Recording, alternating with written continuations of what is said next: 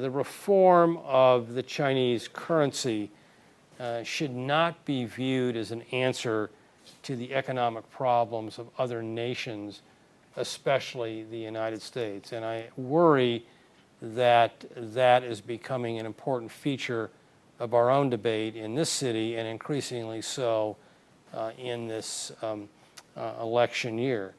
RMB policy has become the lightning rod for U.S. China tensions over the last, say, 6 or 7 years, and I worry that we're getting closer and closer to the point in time where this issue may come to a head and lead to a major mistake in terms of our own politicized economic policies in the United States.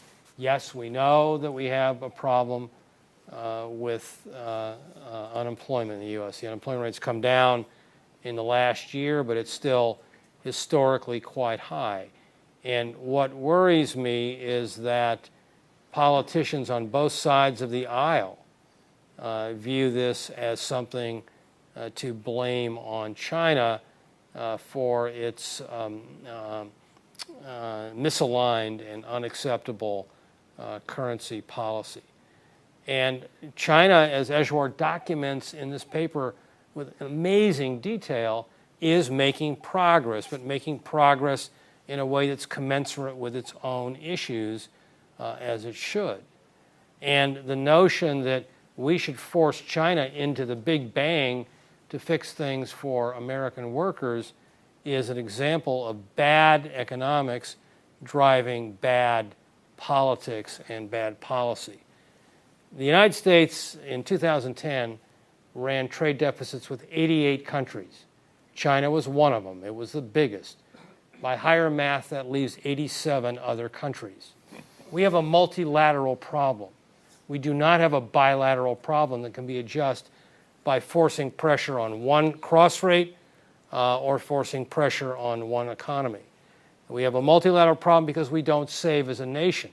And unless we address our savings problem, we squeeze the Chinese, and the Chinese piece just goes somewhere else, most likely to a higher cost producer, and that ends up putting a tax, the functional equivalent of a tax, on hard-pressed American workers. It's a slippery slope, and yet politicians on both sides of the aisle in the last, 15, 16 months have united in bipartisan support for anti-China currency bills.